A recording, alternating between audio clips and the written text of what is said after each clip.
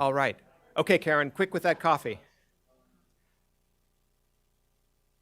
Okay, thanks to everyone for coming back. We're going to start our next session, and it doesn't really require much input from me to start it, but I just want to draw your attention to an issue brief, which you will find on the table out there, if you haven't already. It was authored by Professor Heckman, our speaker on the first panel, to kind of update our understanding of migration and integration challenges in Germany in the 21st century. So please pick up a copy. You can also find it on our website. We published it just a couple of days ago. And with that, we're going to move to our second session, and I will let our chairman for the session take care of all the details. But let me just say a special thanks to Mark Hugo Lopez, who is the Director of Global Migration and Demography Research at the Pew Research Center. We rely so heavily on the terrific work that the Pew Research Center does, not only on global attitudes in the United States toward foreign policy, and so many other issues. So thanks for joining us, and you are now in charge. Great. Wow. Thank you very much. Thank you for that wonderful introduction, and it's a real pleasure to be here. I'm going to get my timer started here just to make sure that you might hear it go off, but I want to be sure we have enough time for questions. So the panel is going to run like this. I'm going to do a few comments and share some public opinion data from Germany and the United States and attitudes about immigrants and immigrant integration. Then we're going to go along the order that's in your agenda, and we will have each one of our panelists speak for about 10 to 15 minutes each, and then we will have a short discussion here, but I want to have at least a half an hour of questions from the audience after we finish up, because I have a feeling there's going to be a lot of great conversation around this topic. I'm excited about this topic. So first, let me tell you a little bit about some of the work that the Pew Research Center has done when it comes to asking questions about how Americans and how Germans see immigrants in their countries. The first big question is, and this was actually touched on in the previous session, is are immigrants a strength for a country, or are they seen as a burden to a country? And when you talk to publics, whether it's in Germany or the US, this question oftentimes comes up, or some element of it comes up. But what do we know? Well, in the United States, today about 60% of the US public sees immigrants as a strength for the United States. 34% say that they're a burden because they take jobs, housing, and healthcare.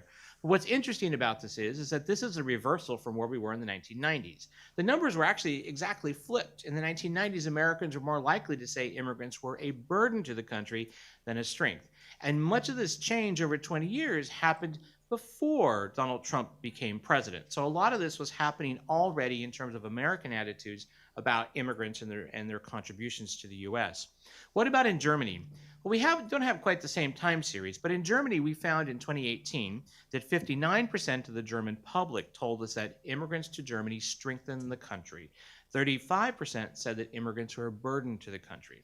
Now, what's interesting is that strength number was down 7 percentage points from 2014, before the surge of asylum seekers had arrived on Europe's shores in 2015 and 2016. So there had been a slight decline, or a decline, in the share of Germans who say that immigrants strengthen the country. But what's interesting is that Germany is actually one of the countries in Europe that's more likely to say immigrants are a strength to the country, compared to some other countries that we've surveyed in, like Greece, for example, or Hungary, which have a different point of view about immigrants. Now, we've also asked about immigrant integration. We've asked, do immigrants adopt customs in the local country or the country they've gone to, or do they try to remain and maintain their distinct culture? Now, this is an interesting question, because while these sound like these are two opposite things, I want to stress that either one could be good or either one could be bad. It depends on your perspective. But what do publics say about this? Well, in Germany, 58% of adults in Germany told us in the spring of 2018 that immigrants to Germany want to remain distinct, and 33% said that they wanted to adopt German customs and be a part of German society. What was it in the US? It was the opposite. 37% said in the US that immigrants want to remain distinct, while 54% said that immigrants to the US want to adopt US customs and the US way of life. That is an interesting set of responses, and across Europe, you see very different responses depending on the country and how people see immigrants in their countries in terms of integration and adopting the culture or the norms of that country. We also asked about, for example, crime. Are immigrants more likely or less likely to commit crime than people who are citizens of the country? So in the case of Germany, for example, 52% said immigrants are more likely to commit crimes than people who are from Germany, whereas in the United States, only 19% said the same. So attitudes about what impact immigrants have on crime are very different in the two countries. What about in terms of the flow of immigrants? Do Germans want more immigrants to arrive or fewer? When we asked whether the flow should be increased, remain the same, or be less, in 2018, 58% of Germans told us that they wanted to see fewer immigrants arriving in Germany. In the US, however, the public opinion was somewhat more split. 24% said they would like to see more immigrants arrive to the US, 44% said to keep things the same, and 29% said that there should be fewer immigrants arriving. So somewhat different points of view about the role and place of immigrants in both countries. And I wanted to put those numbers there and to talk about this a little bit because I think it's an important point to keep in mind that the public has a voice. Sometimes the public's voice may be different than what we as policymakers or researchers necessarily are thinking about, and I think it's important to hear what the public has to say. So with that said, I'd like to get started because there's a lot to talk about here. Let me introduce our panelists. So I'm going to introduce them as they speak, and I'd like to start with Yulia, and my doctor says I need to get bifocals, and I'm hesitant to do so. So you're going to see me looking like this, if you don't mind. She's a senior researcher at the Institute for Employment Research in Nuremberg, Germany, where she focuses on the issues of migration and integration. She's also a lecturer at the University of Mannheim, where she teaches a course on integration of refugees and social stratification. I'm going to let her speak because I think she could speak to these topics better than I can. So, yes, Julia. Thank you very much for having me here. Thank you very much for this introduction. So I'm going to provide several facts on the refugee population that arrived recently in Germany and then on the process of integration. So with 1.6 million asylum applications between 2015 and 2018, Germany has emerged as a main destination country in European Union and among other high-income countries for asylum seekers and refugees. The major share of asylum seekers to Germany have come from 5 countries. So it is Syria, Afghanistan, Iraq, Eritrea, and Iran. Although migration decisions are always kind of mixture of political, social, and economic and other motives, the available empirical evidence shows that more than 80% of the refugee population arriving in Germany has been affected by war, persecution, and other forms of violence. And this evidence is based on the evidence from the countries of origin, so situation in countries of origin, but also on the self-reported motives for arriving or for migration. These facts are also mirrored in the approval rates of asylum applications in Germany. So in the meanwhile, more than 70% of refugee population in Germany have received protection status, while another 17% are still waiting for their decision. So this all has important implications for German society because it shows that majority of refugee population will most likely stay, which in turn creates an unprecedented challenge for integration. So a unique and novel data set, the IAB BAMF survey of refugees, is a longitudinal data in Germany with more than 7.5 thousand refugees who are tracked over their first years of residence, regardless of their status in asylum procedure. So it is data about which I use for my research, and this is representative for those who arrived between 2013 and beginning of 2016. And this offers new insights into demographic and social economic composition and early economic and social integration trajectories. And we can also learn a lot on how status shapes the labor market success. So among the most notable characteristics of newcomers, we observe that first of all, compared to previous cohorts and to other migrants, recent arrivals are more likely to be male and young. So almost 3/4 of newcomers are male, and of these 3/4 are aged below 35 years old. Among women, this makes 62%. Over 2/3 of women have children, a third have toddlers, and there is a non-negligible share of 16% of mothers who live without spouses in their household, which may have very important consequences for their integration into the labor market. Recent arrivals are more likely to have depression or post-traumatic stress disorder compared to the German population average and to other migrants. And also over half reported traumatic events during their migration process. And this could include such events like shipwrecks. What we also observe, education levels are heavily polarized, with 35% holding an upper secondary degree. On the other hand, 26% have a primary education or even less.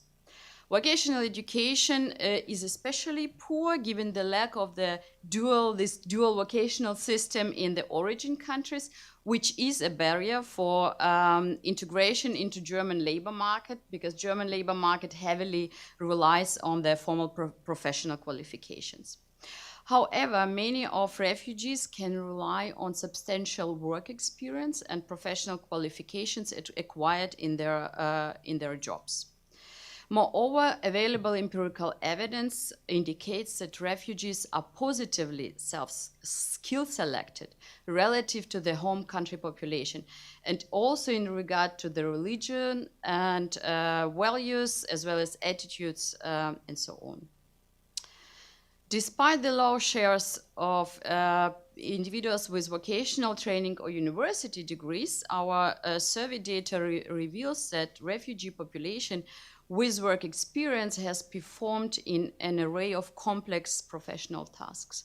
So 1/3 performed jobs like white-collar jobs, another 1/3 were self-employed, and another 1/3 were working in the blue-collar jobs.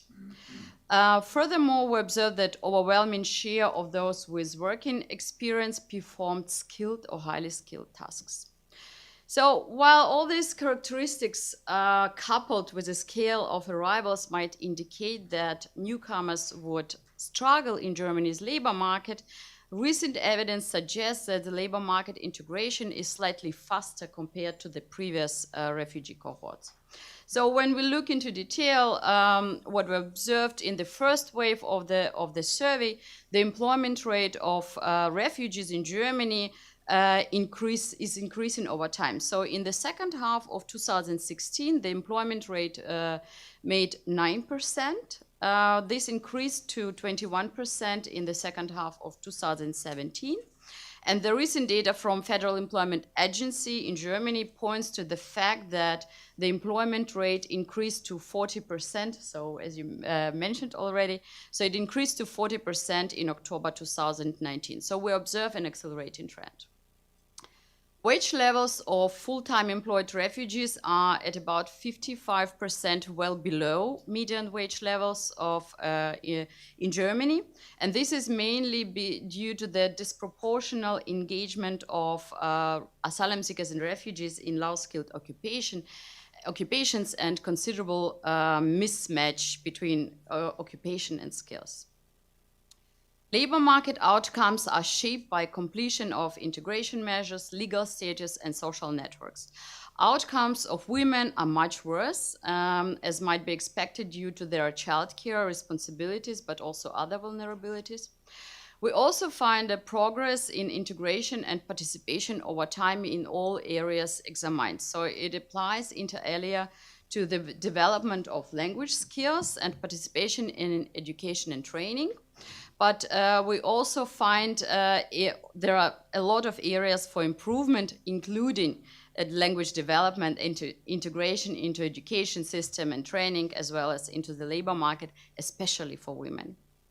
So although there is a considerable progress that has been achieved with respect to labor market integration of recent refugee arrivals in Germany, it is still lagging behind that of other immigrant groups. And this is hardly surprising, particularly given that forced migrants are almost per definition are ill-prepared for integration. So if you think about immigrants who are making an informed decision about their migration, they first gather information about education system, labor markets of the destination country. They learn language, generate important networks, while refugees they often have to leave their countries unexpectedly. And in this sense, they lack time to prepare their integration. And per definition, they are already, from the whole beginning, face this disadvantage. So in Germany, there are a lot of policies aimed to manage the migration challenge. And the recent changes in the policy had perceived two aims. On the one hand, the aim was to reduce pull factors for the new immigrants. On the other hand, these policies were aimed on the settling and integration of those who are already in Germany. So as a result, many policies have mixed results for integration. So I would like to shortly address, from my view, the most important of them. I still have 2 minutes maybe. So first is the asylum policy. It is very important policy because it, like academic and public debate, argued that the longer asylum procedures, they keep people in a kind of social and legal limbo and keep people away from social networks and may have important negative consequences for their integration process. So Germany introduced policies oriented on the shortening of the asylum, so accelerating of asylum procedures, and this was achieved by clustering people based on their prospects to remain, based on their probability to get a positive decision. And indeed, this policy was positive because it allowed to get asylum procedures very short, but it was on the costs for those non-prioritized groups. And these non-prioritized groups, they faced really very long asylum procedures, legal uncertainty, but they also were excluded from different integration measures. So this can create quite high social costs for these groups. Another important policy concerns with the special policies. So unlike as in US, in Germany, or in many other destination countries, people are distributed administratively across federal states. And before August 2016, so only those who are still in asylum procedures or rejected, they were bound to the first place of arrival. So they couldn't move to another place unless they could finance their living arrangements.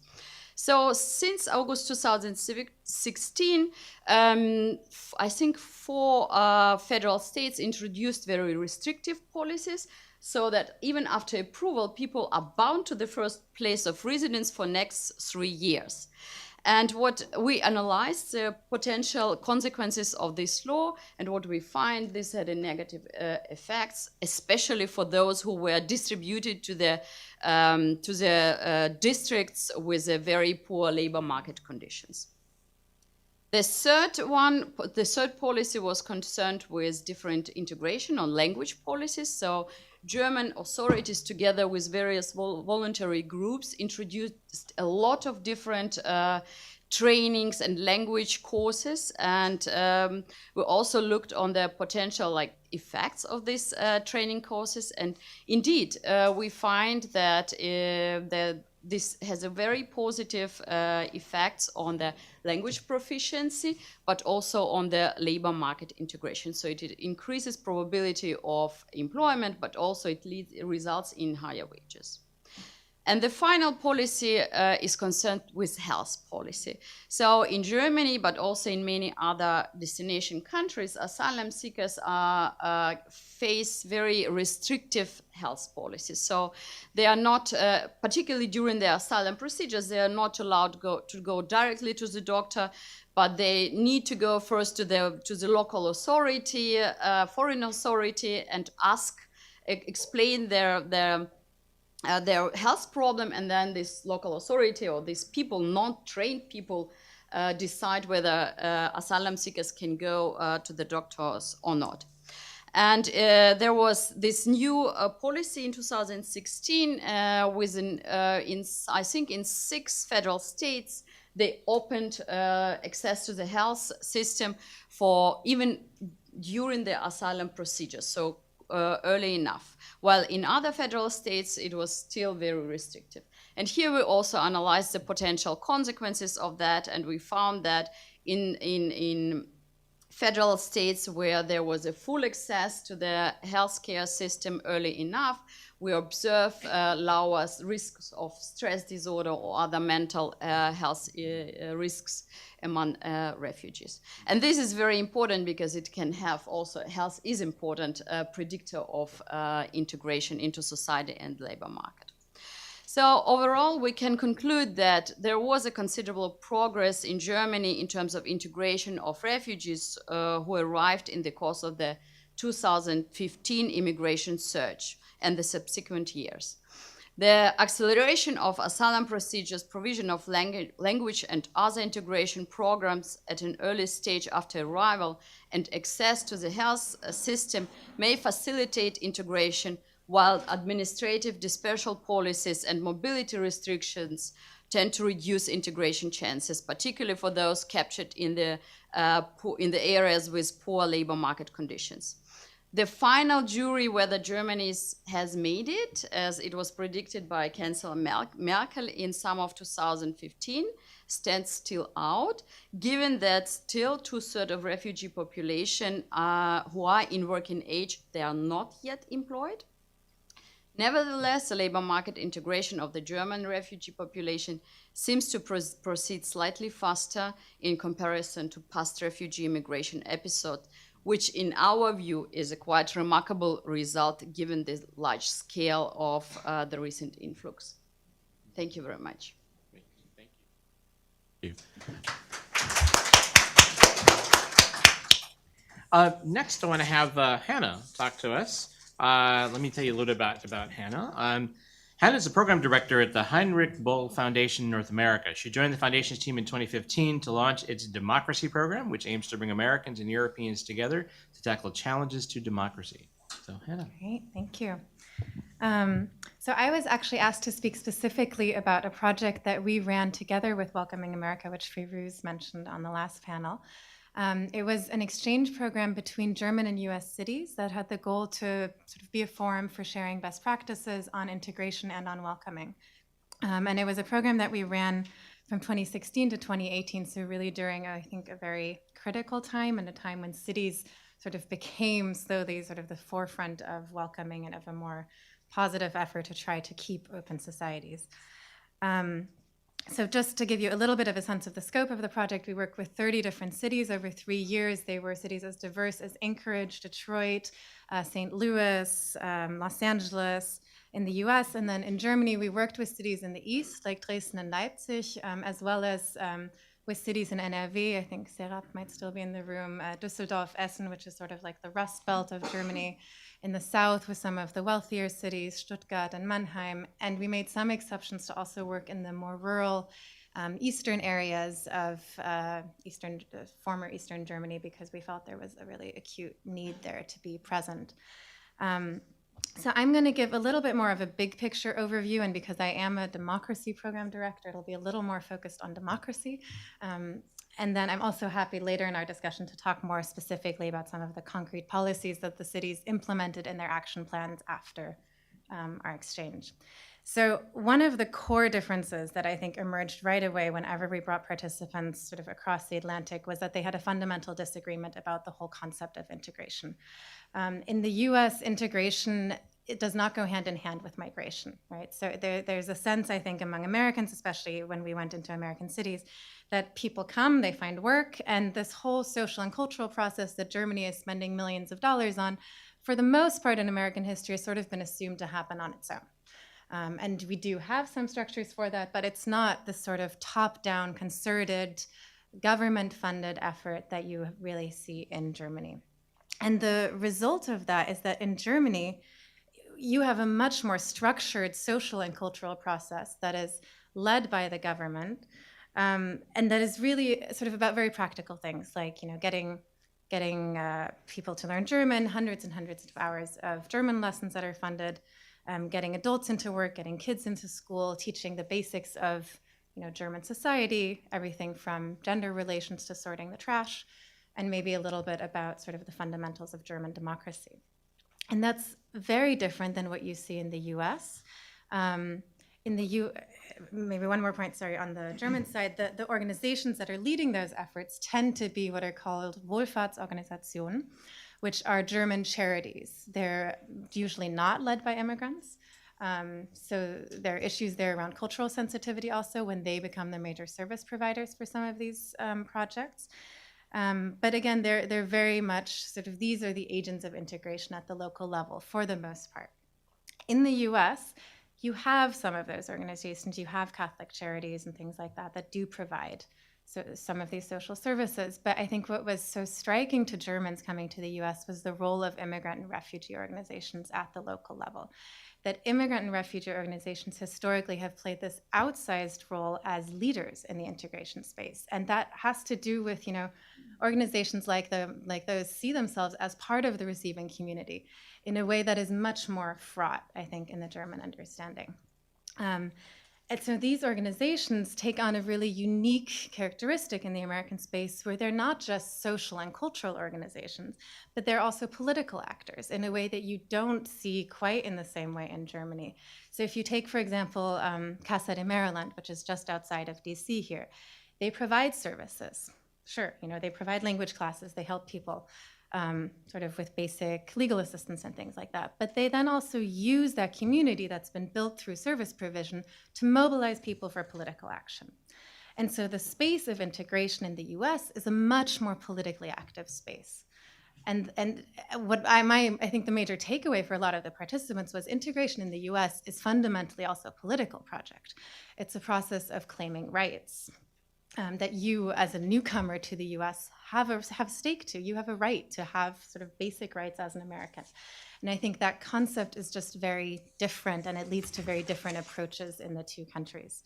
Some of them, I think, were mentioned on the last panel, things around citizenship, access to voting rights, where you're starting to see that happen in Germany. There were some exploratory efforts, for example, in Hamburg, where the city really tried to send out letters and encourage people who were eligible to naturalize. But you see a lot of resistance to still, and we saw this, for example, in Freiburg, when that city tried to pilot a citizenship campaign, was an absolute uproar about the idea of immigrant organizations taking the lead in encouraging people to naturalize. And I mean, those are sort of local examples. They might vary city to city. You might have some places that are indeed more open to it, but it was something that we tended to see in Germany, that there was a real resistance to integration as a political effort.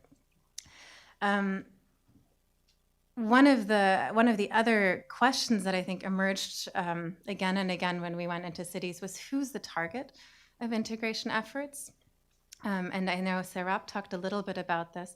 I think there's, in theory, sort of a shared understanding in both the US and in Germany that integration should be a two-way street, that it should require change on both sides, from newcomers and from the receiving community.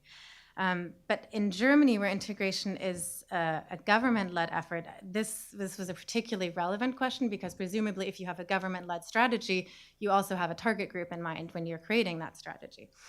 And so what we found was that there was still very limited conversation about how the host community would need to change. And that's different than saying, oh, Germany will benefit economically. Sure, there were a lot of conversations like that. It's also different than saying we need to communicate and inform the host community. That's also important, but it's a different question to say, so how will German host society have to change and adapt? One part of that, I think, is thinking more in terms of sort of an asset-based mentality. So, for example, in the US, we frequently saw things like bilingual preschools, seeing bilingualism as an asset. In Germany, there was a lot more resistance. We would sort of hesitantly ask sometimes in communities, what about having an Arabic German, kindergarten? There's a lot of resistance to that idea. And the word that comes up a lot are things around fears around parallel societies, that if you really maintain strong immigrant communities that might have kindergartens in German and Arabic, that might not further integration. It might actually sort of work against it. I think the other side of that is, of course, this conversation around right-wing movements and sort of the growing normalization of discriminatory and racist language, which is happening on both sides of the Atlantic and is clearly, of course, led by parties like the Alternative for Germany and by our own administration here. And that we found when speaking with immigrant and refugee communities in Germany was one of the biggest barriers to integration. And it was the one that they felt was least addressed by any of the integration efforts that were targeting them. So there was no sense that, and maybe I'll just give this example because I think it summarizes it pretty well. This was I was speaking with a Syrian woman in Bautzen, which is a small city in the east of Germany. It's one of the cities that still has a very active neo-Nazi scene, so it's a particularly difficult city to be placed as a refugee, but refugees have residency requirements. They're not allowed to leave. So they're stuck in a city that is really sort of a hotbed of neo-Nazi activity. And she said to me, I was an activist in Syria. I was a feminist activist. I was an activist for democracy. I was jailed for being an activist. I really don't need, as part of this integration process, for Germany to teach me the values of democracy. But what I would like to know is, who's integrating these Nazis who are beating up my son? And to me, that element of sort of how do we deal with right-wing movements and with discrimination, whether it's at the very basic level of stronger anti-discrimination laws for housing, in the workforce, sort of in the everyday level, to much more extreme, how do we really protect people from violence? It is a conversation, but it's not linked explicitly to integration. And I think one of the clearest expressions that we saw of this was just last week. There's a program called Demokratie Leben in Germany that is funded by the national government, and that has been the source of a lot of funding for immigrant and refugee organizations. And the program had its funding cut significantly this year and is planned to have its funding cut by about 2/3. So it's going from about 115 million to about 40 million by 2024, I think, is the plan. The organizations that seem to have had the most funding cut, based on the information that is so far available, are immigrant organizations and organizations working on de-radicalization. So organizations like Exit Germany that are working on helping people come out of the right-wing scene. And that, to me, is a very clear strategy. If you as a federal government are saying that in this time, when the AfD is on the rise, when you have increasing violence, when you have things like, the attack in Halle, we don't see these as core to the success of the integration project, that's really troubling. So sort of to sum this up, I know I'm short on time. I think my take is, there's a lot of great things happening in Germany on the social and cultural front, and we can talk a lot about sort of specific policies on workforce integration and whatnot, and I think the US has an enormous amount to learn from Germany. But where I really think the make or break point is going to be is how much do we open up the integration concept to really include ideas of political participation and political education, I guess, if you want to call it that, around right-wing movements and anti-extremism. So, thank you. Thank you very much. That was very, very interesting. Finally, we have Khosrow, who's going to be speaking to us about his experience. He's currently the director of the Center for Economic Opportunity at the International Rescue Committee Center, a position he's held since 2017. He, as CEO, offers refugees and other low-income immigrants access to affordable credit to buy cars, start businesses, pay for education, and establish a credit history. He's also previously served as IRC's deputy director in San Diego. So I think there's probably a lot to talk about. So thank you for joining us. Thank you very much for the introduction. Thank you to AICG for having us. having me today. It's an honor to be here. So yeah, I've held a couple of roles, and so it's a little hard for me to kind of figure out how best to cut into this. Maybe I'll start a little bit by talking about IRC, and then very briefly talk to you about my journey through the organization, which then can provide, I think, the context for the second part of my comments, which will be a little bit more about kind of IRC's approach to asset building and workforce programs for refugees in the communities. So starting with the organization, IRC, the International Rescue Committee, is a large international charity at work in 40 countries overseas. Primarily, our work is focused on providing emergency response for populations that have been displaced from their homes, either internally displaced or have crossed a border and received refugee status. We also work with folks that have been displaced due to climate change and environmental factors as well. Displaced people are displaced people, right? In the US, we have kind of a different identity. We operate a network of 25 offices that work with the US Department of State to provide refugee resettlement services and support, right? And so that, just briefly, that's meeting people at the airport, kind of having the first apartment ready, getting kids enrolled in school, ID cards, kind of all the basics that you would think that you would need if you were getting started in the US. And, we also, through a different federal department, through the Office of Refugee Resettlement, have funds to support refugees in finding their first job and trying to make them self-sufficient, which, as we've heard, the U.S. Kind of philosophy is very much work first. It is also the same kind of philosophy that's present in the U.S. welfare systems and in the workforce systems. It's kind of this consistent, worldview, if you will. So, when it comes to the workforce programs, the way that we think about kind of economic advancement for refugees is actually twofold. We organize our thinking around two kind of client goals, right? The first is just having income that meets basic needs, right? Just getting a job because we know that the public assistance is limited, and you need some modicum of cash. And so the way that we do that, there's really no magic there. We're working with clients to build their English capacity, to develop soft skills, interview skills, helping them create resumes. And the other side of what we do is go out into the community and talk with potential employers and try to kind of educate them about what we're doing. And ultimately, in some ways, it really starts to look like a staffing agency of sorts, right? Where we're kind of maintaining employer relationships. We have a group of folks that are coming in that we're getting trained, and we're trying to kind of connect them to jobs and opportunities.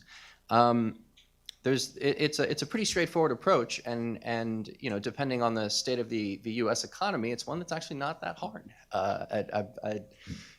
Especially in this economy, right? It's not hard to get an entry-level job, and the rates of employment across the refugee programs have consistently been high, and I think they're quite high right now as a function of the economy that we have.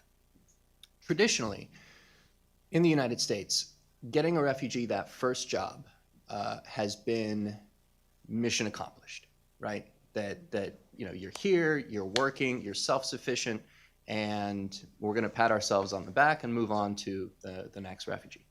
Of course, the reality is that when you are now working in America, and the jobs that folks get early on are going to be low-wage, low-skill jobs, right? I mean, just to be blunt. You're now just part of the working poor in America, right? And so, in many ways, the organization views that first job not as the end, but really just the end of the beginning, right? And that there are many more kind of steps that are necessary in order to help people achieve a good quality of life, in addition to kind of the safety that they now enjoy.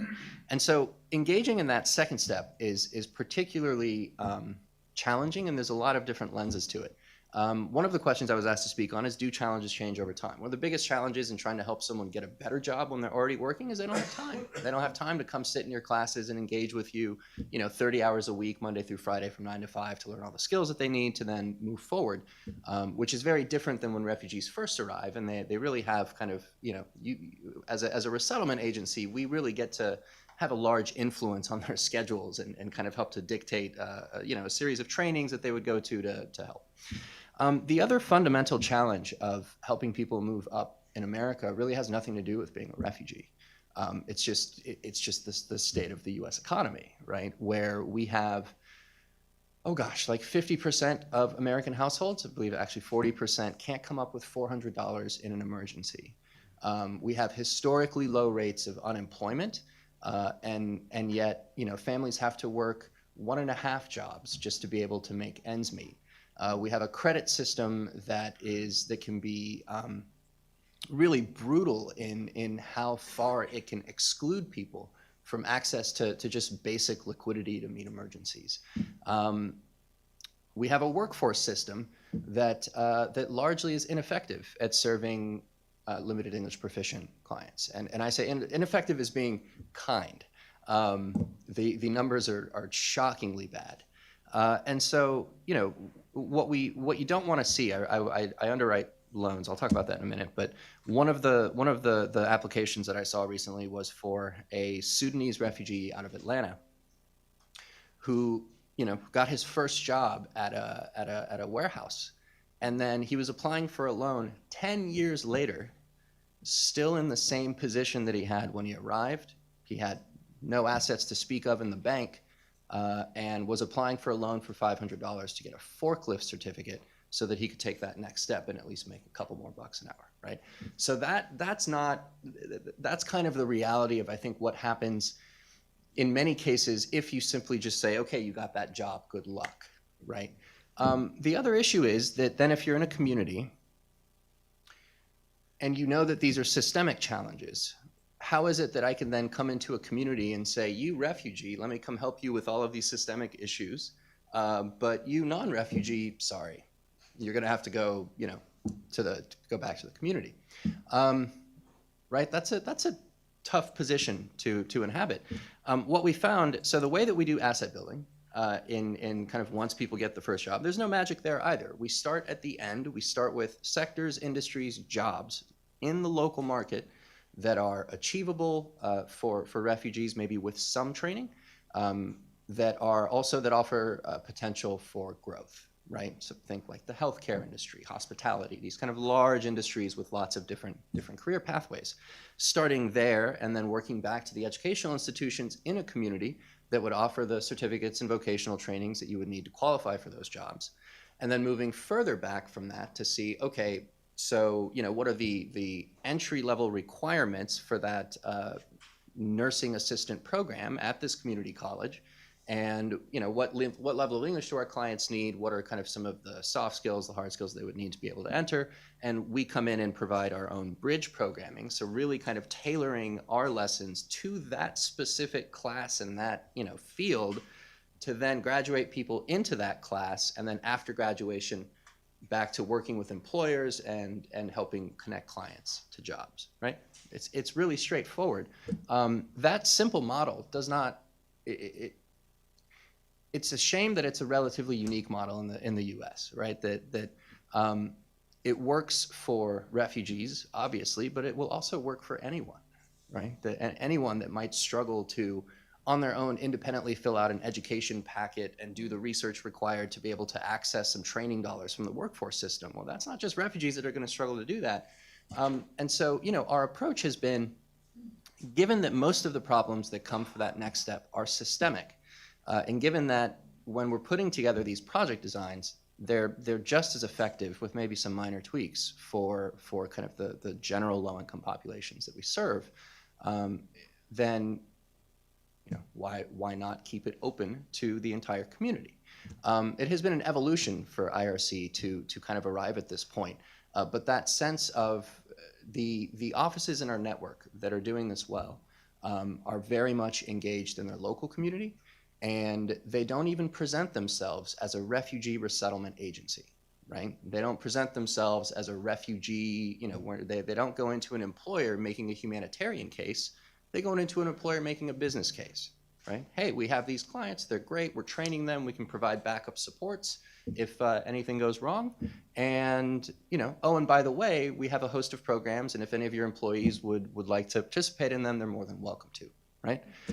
That's a fundamentally different beginning to a conversation and a different relationship that you have. And it extends all the way through to what that employer tells their employees about the work that they're doing with us. It extends to those groups of people that we bring to that employer to have an interview where there might be a Mexican next to 3 Syrians, next to a Somali, next to a native-born American, and they're all applying for the same jobs, right? And they're all working with us through that. And so it really helps to, I think, lessen a lot of sometimes I feel like there is an over-focus on the differences, on the stark differences that kind of keep being drawn around these things. And anyway, so I think that's in terms of our approach, that's a pretty important one. And then of course, to do this kind of work, because refugee resettlement funding in the United States is still really targeted at that first job, in order to kind of begin career programming or begin to kind of do some of these other things,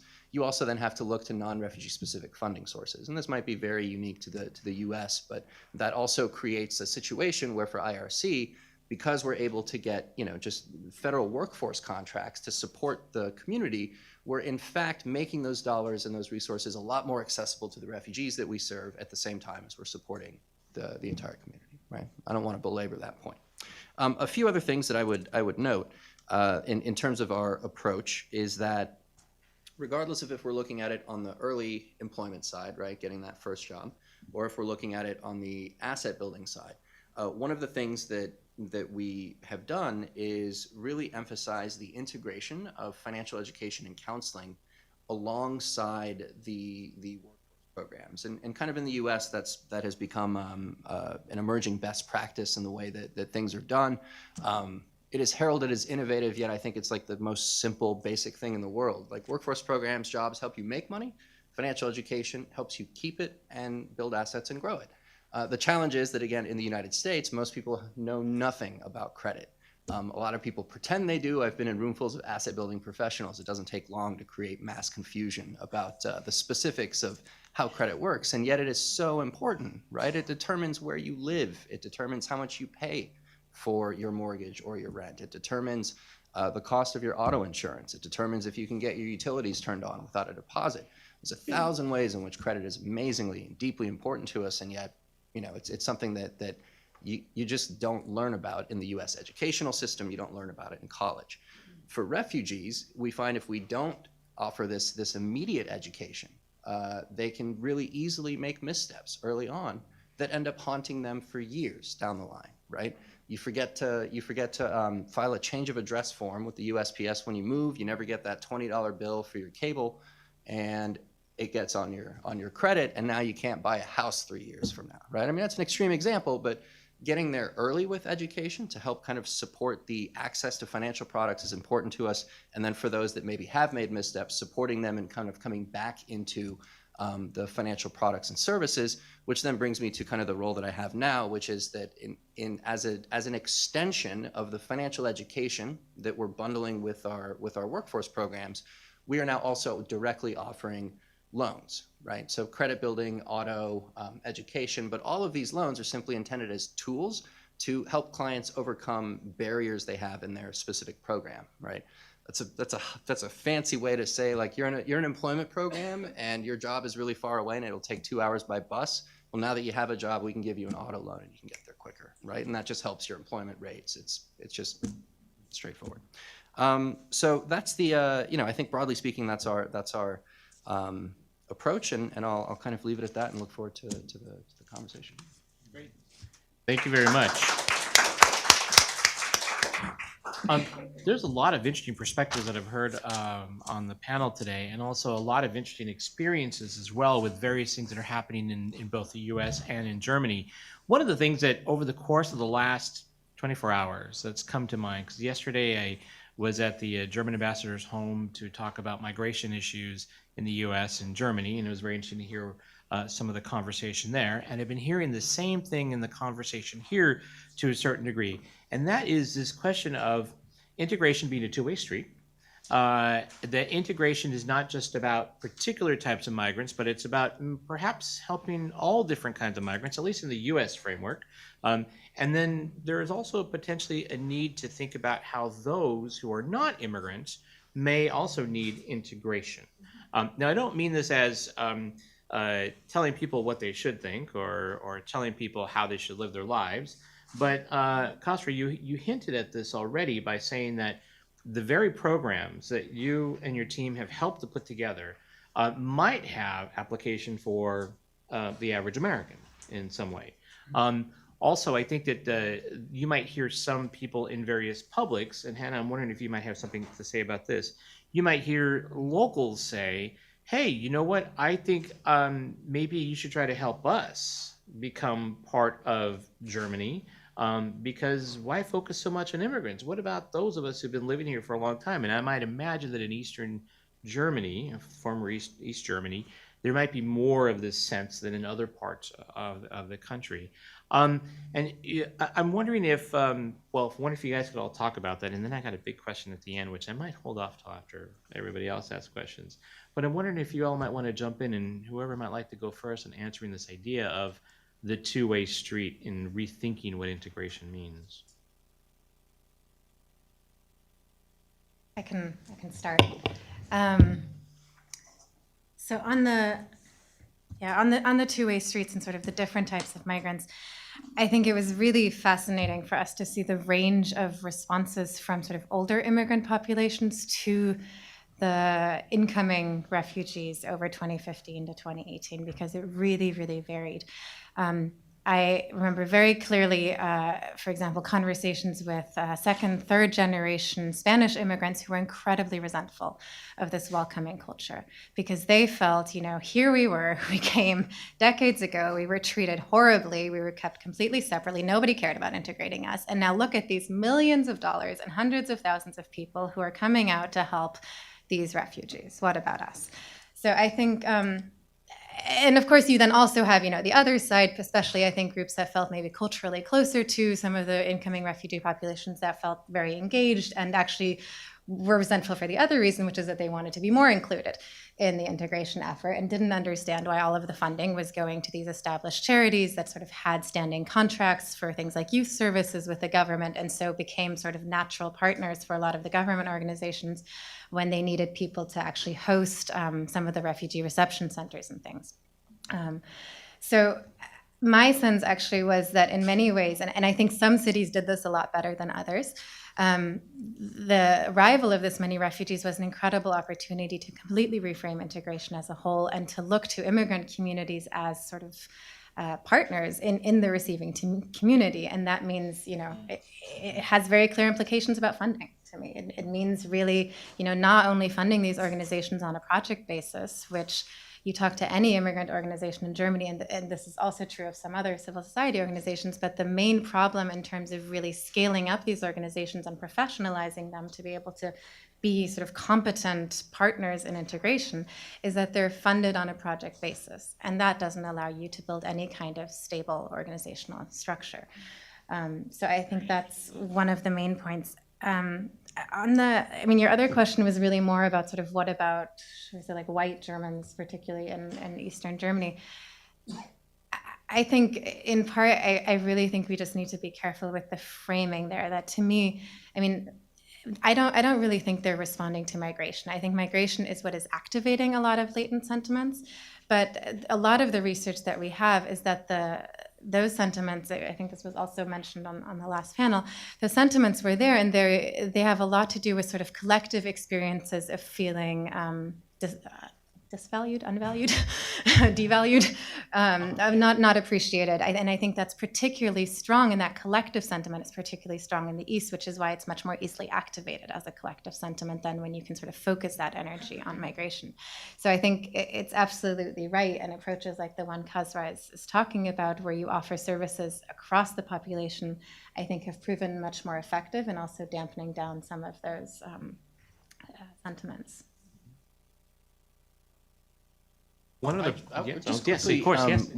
one note I wanted to make on that, and to dovetail on what Hannah just said, is that I think that earlier today, it was mentioned that a lot of the rise in kind of anti-immigrant sentiment has been mobilized, right? And so we have people that are more receptive to these messages, and I at least from the U.S. context, it seems very clear to me that really underpinning a lot of the receptivity to these messages is economic anxiety, right? And we have kind of the massive income inequality, and yet what's being presented to folks as the challenge, the problem, are brown people, right, who are coming in, and that's why.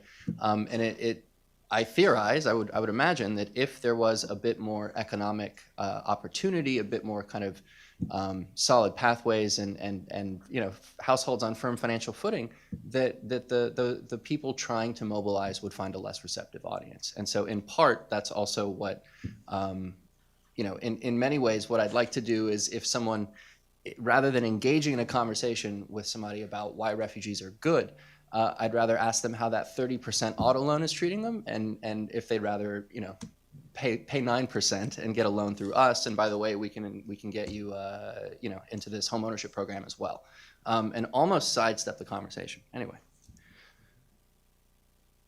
Let me ask one other question. I think I have another minute to myself. I have my timer here. Yulia, I'm wondering if you could talk a little bit about when is a migrant considered integrated? You've taken a look at a lot of factors, and I hear different measures here on the panel and so forth. The reaction of the audience and everybody, I think, is actually an indication of sort of what this question, I think, how big of a question this is. Mm-hmm. But as people were talking, it did strike me that we, at one point here in the U.S., would have thought about a refugee being integrated by having the first job, as Kasper said. That was sort of one of the big indicators. And you mentioned a number of findings from a really important survey, I think, about measures that are easily observable. Mm-hmm. Things like having a job, things like being having earnings that are not too different, or at least perhaps on par with the general public in Germany. I wonder if you could talk a little bit about how and if we ever might get to a point where we might consider a migrant integrated. Mm-hmm. So there are two, I would say, different views: is political view and an academic view. So if we look on the Federal Employment Agency, I'm afraid that having first job means integrated. So just for employment agency, but in academic debate, integration has so many different dimensions. So there is a most important of four of them. So it is cultural integration, where there is assimilation in terms of knowledge and skills. So, and language is one of those characteristics. Then the second is structural integration, where immigrants or newcomers occupy positions within the functional system of society. So it is not only having a job, but also type of this job and access to rights. Then there is a social dimension of integration, where there is a social acceptance on part with the majority population. And then there is also emotional dimension of integration, where there is emotional identification within the receiving society. And they are all bound together. So one is not possible without another. So for example, you hardly can imagine structural integration without cultural integration, right? So this is an academic idea. It's ideal way. From anecdotal evidence, so I'm also migrant. I went through all these stages. I would say I'm very integrated, because I have emotional identification also. So, but it's a very long process, actually, and you cannot. I have a problem with this word integration. I think here we need to think more about assimilation, and assimilation from both, not only those who are coming, but also those who are receiving. So this is where we should go, and we should think. This is my... Thank you.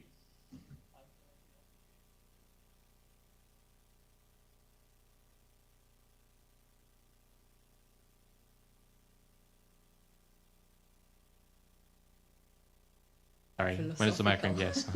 Philosophical, sorry, maybe I'm asking too philosophical. Well, maybe if I can just respond to the assimilation, because I actually think the move that I've seen, I think in both Germany and the US, has been exactly the opposite, which is to move from assimilation, which to the way that I have always understood this is assimilation really asks people to leave behind their identity.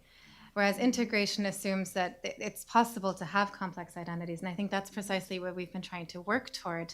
And maybe this is a sort of way to also answer your question, which is that to me, integration has to be a sort of a mutual process where in the end, we're comfortable with ambiguity and complexity around identities. And we can have someone like Cem Özdemir, who is, Turkish, but is also, has this great, dialect from Stuttgart, and he is German. There's no doubt about it, and we would never question it. But again, I think a lot of the things that you laid out, I would completely agree with, and that's a great framework. But yeah, just to add that about, I think integration is a more useful concept to work with.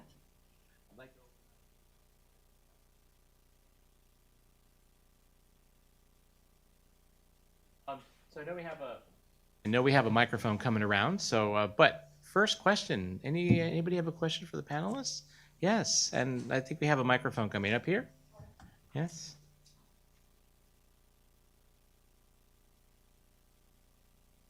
Thank you for. Well, thank you very much for your remarks. I really enjoyed.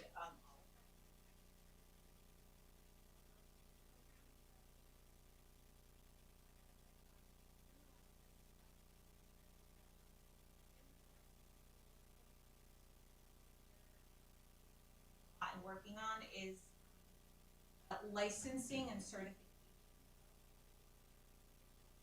And looking at how we can lower barriers to that, so that the more maybe higher skilled immigrants,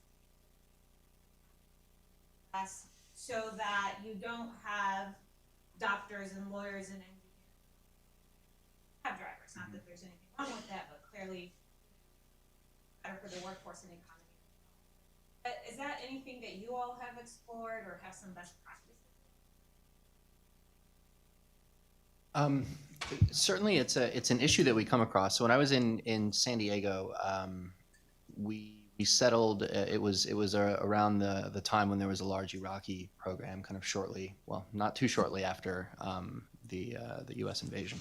The clients that were coming in were about almost cleanly half never had a high school degree, and half had a high school degree or higher, and then probably about 10 to 15% that we saw in San Diego had the college degree. The challenge there from a refugee resettlement standpoint is with the work first push, right? And then that also depends on where you live in the US. And I say that because the United States welfare system is really a state by state puzzle, and it looks very different depending on which state you're in. Someone with a foreign degree in California might be able to access some public benefits and have some level of time to be able to take some steps before they need to go out and get a job. In Texas, forget about it. You just can't. And so, one of the challenges is that unfortunately, I think with a work first push, you really do end up in a situation where you have to focus on kind of that immediate, the immediate kind of needs of having a job. When it comes to supporting clients in moving forward, I don't think that we have any brilliant ideas as far as best practices. We work a lot with Upwardly Global, with World Education Services. We offer career programs that tend to be sector specific, but then within that, we try and carve out like office days where people with professional degrees or just an interest in a sector that we're not supporting at any given time can still come in and receive some kind of one-on-one support and case management. Broadly speaking, we do what we can within a classroom setting around common themes. It's really hard to do foreign-born credential training in a classroom setting, right? So we do a lot of it in a kind of a one-on-one basis and through partnership. Great. Thank you. Other question? Yes, right here. Yes. We should wait for the microphone. And also, please introduce yourself before you ask your question. Yeah, thank you. I'm Katrin Löhr. I'm a fellow at the CGS, and I arrived on Monday, so I'm quite new here. Welcome. Happy to be here, and thank you for this great panel. And I have two completely different questions. The first is a very maybe pragmatic question. As far as I understood, you didn't mention the housing sector, but what I just observed in Germany and the US in reports and articles is that this is a very major problem, and it's a growing problem in Germany and in the big cities, because the migrants, the old migrant, the refugees, and everybody who is not so included in the upper scale working or labor market has problems to balance out the working place and the living place. So, and I think that's something that is really a big problem here as well. So is this something you are all also working on? And what do you think about solutions to this really big problem? This is the first one. The second one is completely different. When we had this election campaign, the last in Germany, I listened to an interview with Wolfgang Thierse, who was the former president of the German parliament, and he spent most of his life in the DDR, but he's an SPD politician. And he said to him the explanation for this problem in Eastern Germany is not only, and as you said, it's a symptom, this kind of attitude towards refugees who are not really there often. So there are lots of regions where not very many refugees are. But the problem is that there are so complex changes in society, and they also have this background of not really maybe, what's the English word for verarbeiten, process the whole change in things after 1989. And then there are very big societal changes in families, so not so close ties in families, globalization issues, the digital world, so many things that really increase the complexity of daily life. So this is the reason for him why these attitudes are so strong, and why it is easy to mobilize these attitudes in this cheap way. And maybe this is something that happens here as well. Maybe you can say something about that as well. So, would anybody like to answer a question about housing? Happy to take a stab at the housing side. So yes, housing is absolutely a problem. The problem with the problem is it's a problem for everybody in America, right? And so it's not a refugee specific thing. The steps that we have taken are pretty practical in that not just IRC but all of the volunteer agencies are a lot more careful about the communities into which they send families that don't have a U.S. tie, those that have nobody else here. We're looking at, we're putting them we're specifically resettling families in places where the cost of living is tenable. In San Diego, at some point, we had to limit the types of the types of cases without a U.S. tie to only those that had a large enough family to where they could afford to pay the rent with the public assistance that's available. The other way that we see housing resolved, though, is with U.S. ties, with those that have some level of community here, and so then there's a multifamily living, or you come and stay with your aunt for a while. It also creates more issues with transportation, right? As you noted, absolutely, and I think that outside of a few cities in the United States, it's very much you need your own car, and those problems become quickly layered. If you don't have credit, it's hard to get a car at a good rate, and then that puts strain on your budget, and that might create more instability. And so going all the way back, helping people build credit, helping people access affordable auto loans is one of the ways that we can help connect people who are living in places they can afford be able to get to their job. But there's no silver bullet, right? It's a big problem for the country. Anybody else? I'll just say that what we saw when we went directly to a lot of these cities was that most people had sort of figured out Band-Aid solutions. So it's very different than I think in Germany, where you actually have cities sort of consequently building entire new neighborhoods in some cities, right? I mean, Hamburg really built a new neighborhood, or several actually. And those neighborhoods very intentionally in German cities are built for dual use. So they're meant to be built so that they're nice apartments to move into long term, so that they're not sort of going to be these ghettoized areas, and they're built for not just refugees, but also as generally affordable housing. Whereas what we saw in the US is that you have a lot of refugee resettlement agencies that have managed to build sort of personal relationships with landlords and are trying to, as best you can, make that work. And you work with landlords who, maybe have immigrant or refugee backgrounds themselves, and so are inclined to work with you on this. But it's not really, and I think this is what you're saying as well, it's not a structural solution. I just wanted to touch on the other point you said, and I'm sorry, as I am always taking a very political perspective from a political foundation. But I mean, my sense of that analysis with Eastern Germany is that it's also a good example of why I think a lot of the approach that think tanks, for example, in DC are taking, which is very much focused on combating populism, is precisely the wrong approach, because it's focused on the symptoms and not the underlying causes. And it also, I think, gives a lot of credit to movements that I don't think necessarily deserve that credit, and forces us to continually frame everything in their terms, which is, migration is such a problem. No, it's not. There are a lot of underlying issues that are problems, and we've dealt, I think, in Germany's dealt really well with migration. It hasn't been that big of a problem. So to me, things like Katharina Schulze, for example, a Green politician in Bavaria, made one of the main points of her policy platform the importance of having a bus that runs every hour to every rural town in Bavaria. It's a really simple fix, but it's about, making sure that these areas feel that they're connected, that they're seen, that you have access to the cities. And those are some of the underlying issues that have been, I think, really leading to people feeling like they're not seen by politics.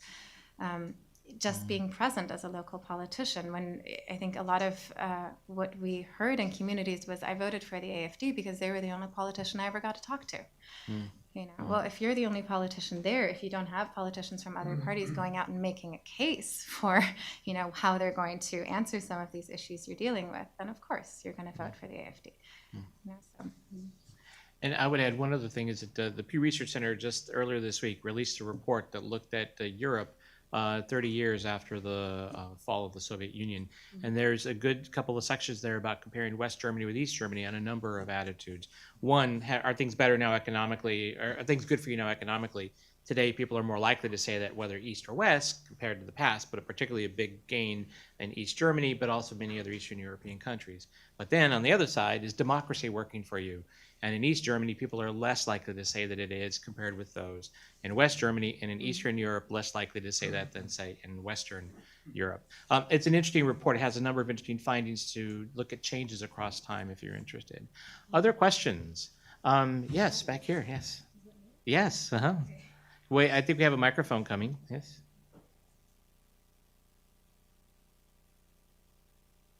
So first of all, thank you. I had a question to Hannah, and you were talking about the feeling of resent earlier in migrant communities, and I found it very interesting because I've personally experienced that, for example, my local migrant community sometimes tends to be less accepting of those ethnic groups who are newly arriving to the country.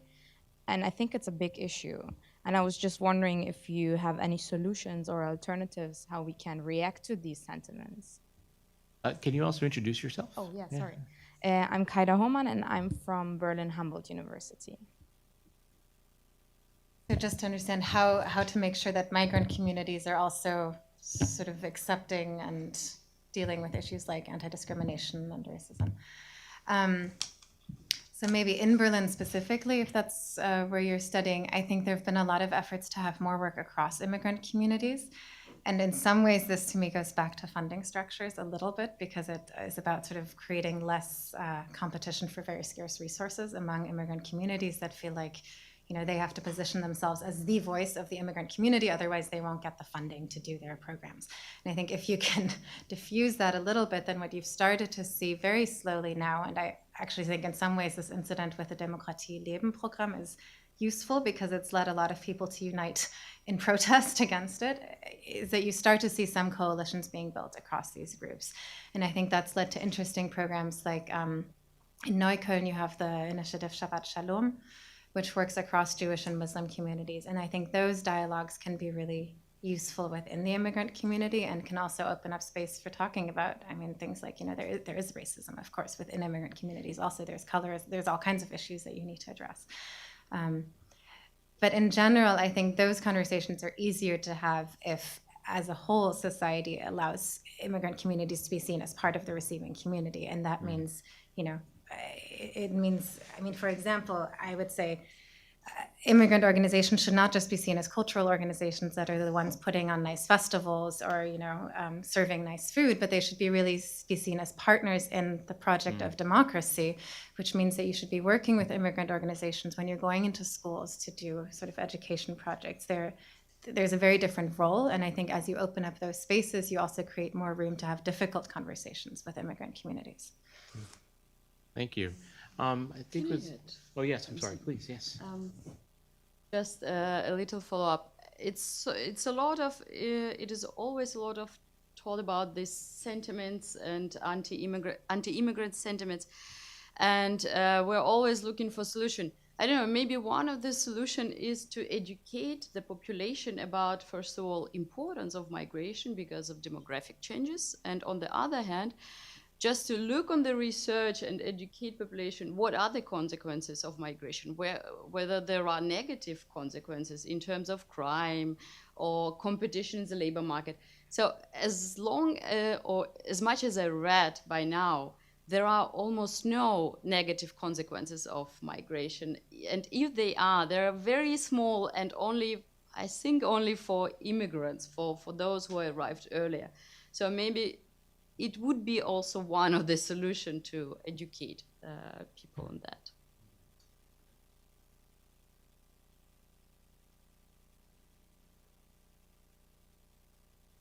Thank you for that introduction, Mark. Julia, you mentioned something in your presentation that I found intriguing because you talked about integration proceeding slightly faster with the current cohort than previously. I'd be curious if you could say a little bit more about that.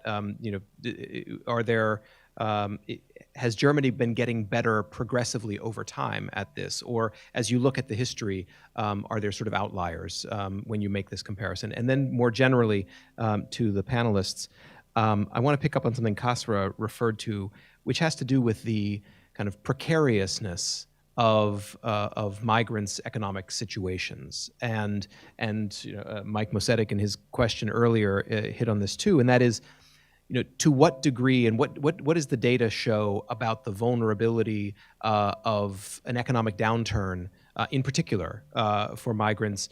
I would assume they would be harder hit and faster, but I'd be curious what the data has to say about that and how that should be factored in.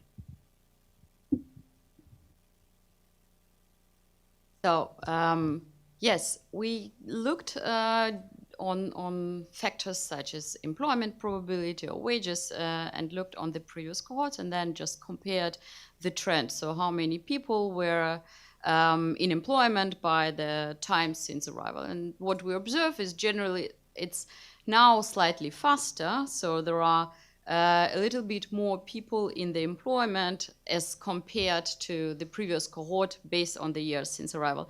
And we find it's remarkable, particularly because the prerequisites for integration are more difficult for the current refugee population. So they were more subject to violence and war and persecution. So because most of them arrived from Syria and previous refugee cohorts suffered a little bit less, and they had less dangerous travel routes, for example, compared to the current refugee cohort. Then also the scale of migration, so which is related like housing problems, asylum procedure, and so on. So the problem we had now is so the situation was much more challenging. And then given that, we kind of make this conclusion that integration proceeds a little bit faster. And the third factor is educational prerequisites. So also for among the current refugees, the educational degrees distribution is slightly worse compared to the previous. But still, given all these more difficult prerequisites, we can conclude that integration proceeds faster than it would be expected.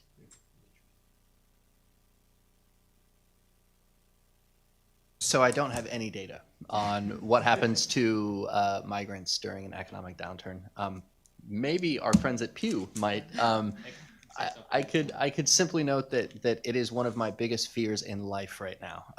That if people are if the anti-immigrant message is resonating so much more strongly now than it has in the recent past, what does that look like when we have a higher unemployment, right? What does it look like when we have another housing crisis? What does it look like when the subprime auto loan bubble pops? And I don't mean to be a downer, but it worries me significantly. And I think that our strategy is to brace ourselves and to be ready with tools to help people in tough situations. And then this is maybe not IRC speaking, but my personal strategy is to try and avoid the migrant conversation altogether, right? That if there is a downturn, everyone is going to need help, and we have tools that can help everybody. And by doing so, hope that we can also kind of naturally chip away at that core of racism that might exist. To add a quick some data to the story of migrants, what happens in a downturn. Great Recession provides an example.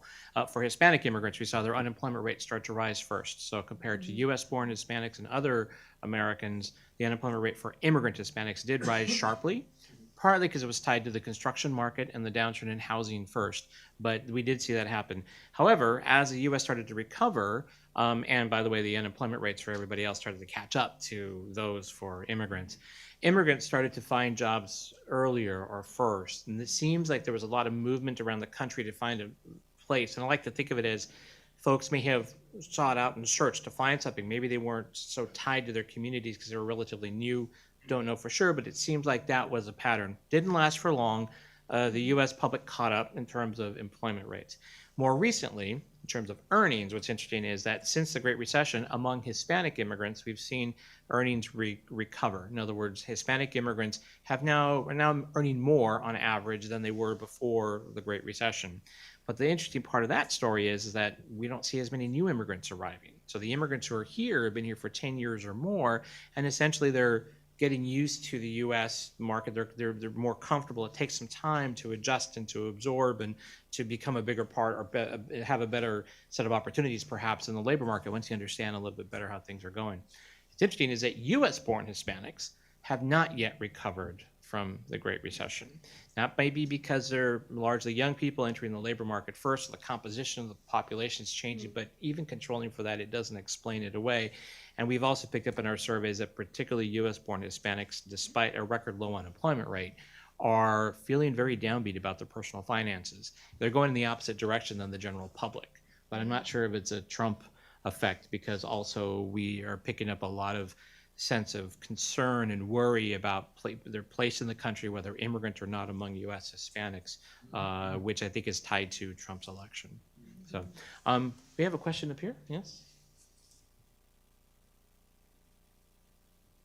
Thank you.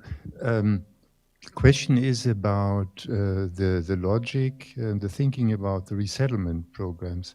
I mean, in principle, one could pick up those that are best suited for quick integration, of course, also in the labor market. But also the other logic would be that the program is for those who need it most, people really in trouble, bad health, and et cetera, et cetera. And I wonder what strategy the US is faring this. I mean, Germany, I've been following this in the context of the cooperation with the BAMF, the Federal Office for Migration. it seems that we really pick those who need it most, you know, injured people, etc., etc. And I've heard, this is just rumor, you know, that in the US and Australia also tend to take those who could be easily and quickly integrated. I can speak a little bit to the U.S. resettlement process. So the decisions as to who is allowed to enter are made by the State Department, right? And so it's not really in where resettlement organizations have agency is of the population of people resettled. Which ones are you going to take? Which ones will I take? What population? You know, there is kind of this allocation system that happens, and within that, you can have targeting based on people's health or other kind of, you know, if for example, we had a health navigation program in San Diego in order to deal with a handful of high needs health cases that we had, which then resulted in us being sent more high needs health cases because we had capacity to support, right? That's a slightly different question, though, than I think the heart of what you're getting at, which is resettlement an economic response or is it a humanitarian response? And I think that it gets very confused because often we try to justify to skeptics resettlement on economic grounds, and yet it is fundamentally and has been designed and you know, at its core is a humanitarian program.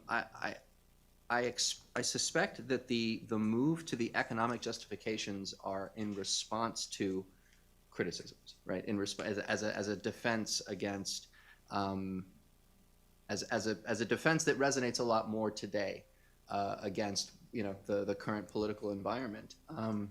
But in my estimation, in my eyes, in my heart, I view the refugee resettlement program fundamentally as a humanitarian one.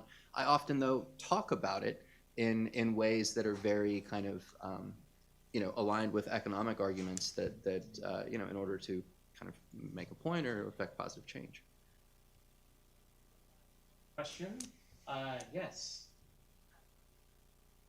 Microphone's coming. Hi, Marie Price from George Washington University. A very quick question for Hannah. Are there any results published from this comparative work? And love to hear about it. And then to the panel as a whole, I really think the idea of integration being a two-way street is important. Can you provide a quick example, any of you, of how localities, cities, have maybe fostered that two-way dimension in any programs that you'd recommend? Thank you. Great question. Thank you. It's our nice summary question. Thank you. Right, so yes, there is a report. It's online. I can give you the information after the panel. It might be easiest, but it's on the website of the Heinrich Böll Foundation here in DC. And it's more of a case studies report. So it goes into, I think it's 4 or 5 different case studies of cities that were part of the 2017 cohort, because we were able to see some outcomes a year later at that point.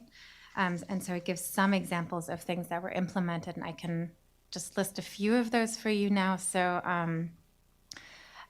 some of them are sort of very technical fixes, but that are, of course, important at the local level. So things like in Nashville, the public library, which is one of the most important sort of sites of integration and a coordinating actor for the city, what took a lot back from the volunteer coordination in Germany. And so they set up a new system to share volunteers across different NGOs and sort of a new volunteer management system that has been working quite well there.